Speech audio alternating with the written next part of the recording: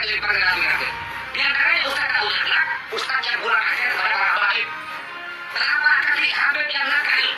Kenapa kaki Habib yang narkoba, yang maksiat, yang nakal, yang kotor dibandingkan kepala kiai yang pakai sorban masih lebih mulia? Kenapa kaki Habib yang maksiat tersebut? Kecong, namanya kecong, kecong kiai kan? Kacong, nggak apa yang pakai kiai, bukan makai, tapi mana? Mana? Kiai, kecong. Orang muliakan ente karena ente punya ilmu. Kalau ente tak punya ilmu, tak punya santri, tak mungkin Tuhan muliakan. Assalamualaikum warahmatullahi wabarakatuh. Sedulur sebangsa dan setanah air, jumpa lagi di channel Jagat Lobitu. Salam sejahtera untuk kita semua. Lagi-lagi ada pemahaman yang keliru dari seorang Ustadz Dai yang menyampaikan kepada jamaah atau anak didiknya terkait dengan pemahaman mengenai kenasaban.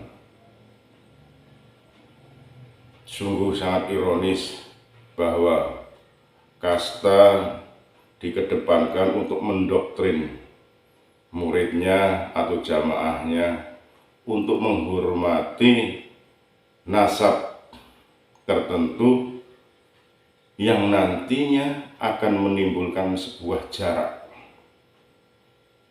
Bisa jadi ini akan membangun penjajahan baru karena pemahaman yang keliru. Ini yang sangat kita sayangkan. Kenapa? Di era yang harusnya kita membangun kebersamaan, duduk sama rendah, berdiri sama tinggi, kasta akan dikedepankan. Bagaimana kehidupan di India akan dibangun di Indonesia setelah beberapa puluh tahun kita merdeka. Nanti justru akan timbul sebuah jarak antara yang dicintainya, disayanginya, karena kasta tersebut dikedepankan. Akhirnya yang ada adalah Doro dan Abdi. Ini yang harus kita luruskan. Kenasaban dibangun itu untuk membangun silaturahmi, jangan sampai pertalian darah itu terputus.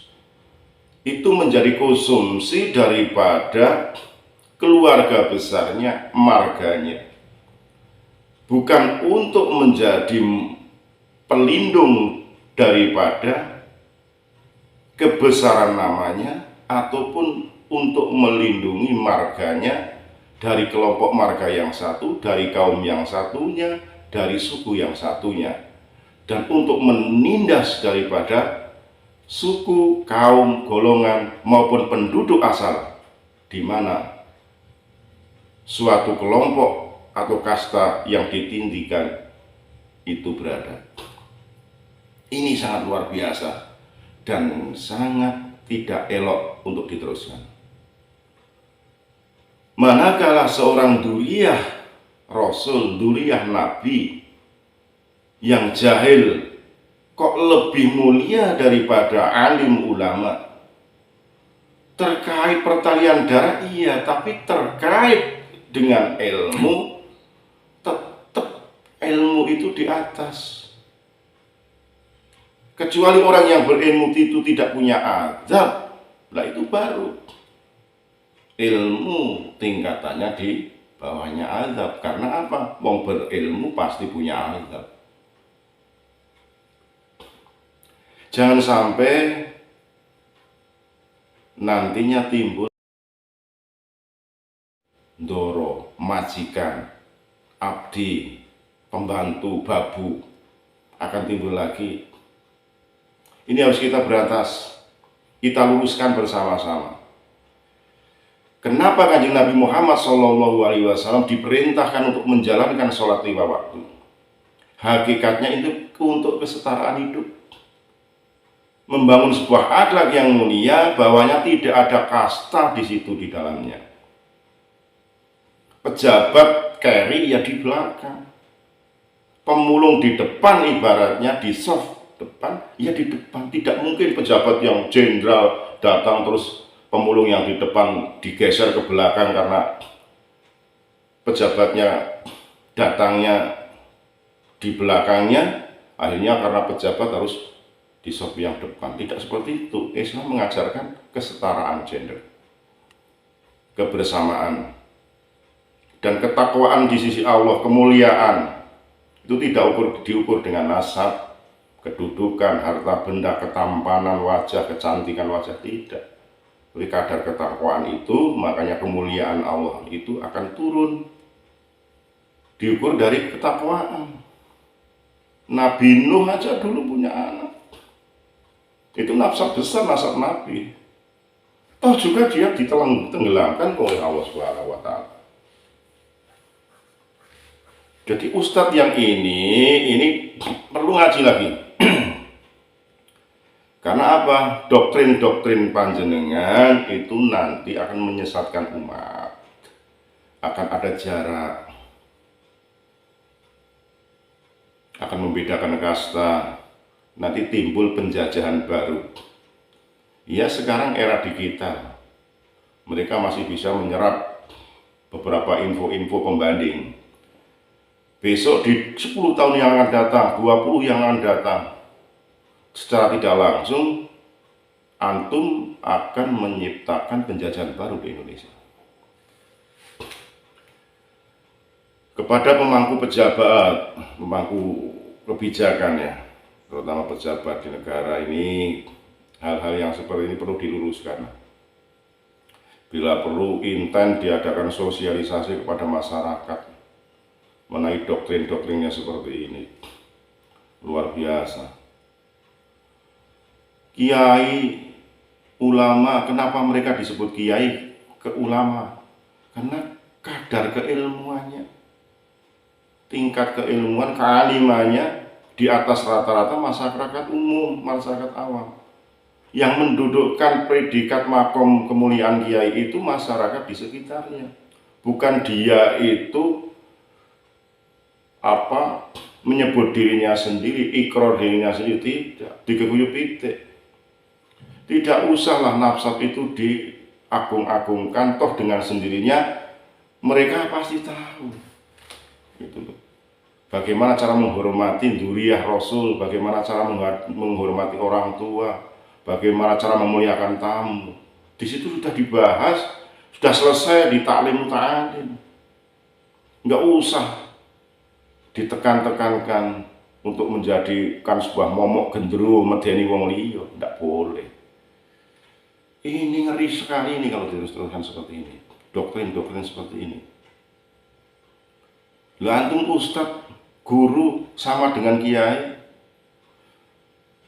Apakah antum nantinya mau dilemparkan ke neraka karena meluruskan atau memberikan pengeling-eling nasihati kepada salah satu atau oknum Habib yang berbuat kesalahan, diingatkan? Ini semata-mata apa? Untuk melanjutkan syiar agama datuknya. Antum dimasukkan ke neraka gara-gara mengingatkan itu, dianggap tidak takdim, tidak hormat. Tidak seperti itu caranya, ya. Jangan membabi buta cara memberikan pengarahan, jangan itu sebagai doktrin. Kemuliaan itu dibangun tidak seperti itu. Dulu waktu kecil saya, habaib dzurriyyah Rasul itu justru datang ke pesantren-pesantren, ke kiai-kiai memberikan uang, memberikan sembako. Dikandung maksud apa? Terima kasih ajaran datuknya ada yang melestarikan. Justru malah jangan sampai menakut-nakuti kiai, ajaran PKI itu namanya. Kiai ditakut-takuti, ulama ditakut-takuti, neraka kalau tidak menghormati, kalau tidak ini, lebih baik Habib jahil daripada ulama kiai. Ya secara kenasaban iya, secara keilmuan kadarnya yang pewaris ilmu dari datuknya ya kiai ulama. Al ulama warasatul anbiya, itu yang jadi pegangan.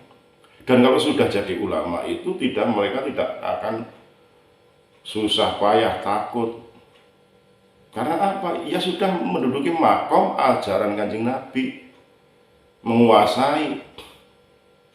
Jangan disamakan dengan yang mengkiraukan ustadz, mengkiraukan kiai abal-abal, alias ngasih dalil sembarangan, serampangan, menyesatkan, justru malah tidak memberikan pencerahan, adanya doktrin menakut-nakuti, di mana-mana saling mengagungkan nama Allah, tapi untuk menekan, menakut-nakuti umat Kanjeng Nabi Muhammad SAW. Ingat, Sayyidina Ali tidak berkenan bahwa keturunanku tidak diperbolehkan untuk mengagung-agungkan nasab. Beliau marah. Aku ini anaknya si Fulan, Fulan, bin Fulan, bin Fulan, bin Fulan. Sayyidina Ali tidak berkenan seperti itu. Untuk itu, kepada siapa saja ustadz ataupun siapa saja yang gaya ceramahnya, gaya mauidhah hasanah seperti ini, doktrin menakut-nakuti, sudah kita sepakati tidak usah diberi panggung. Ya, tidak usah didengarkan kata-katanya. Ini menyesatkan, akan menimbulkan penjajahan baru di Indonesia ini. Padahal penjajahan dimanapun Indonesia sepakat harus diberantas, dikikis habis di dunia ini.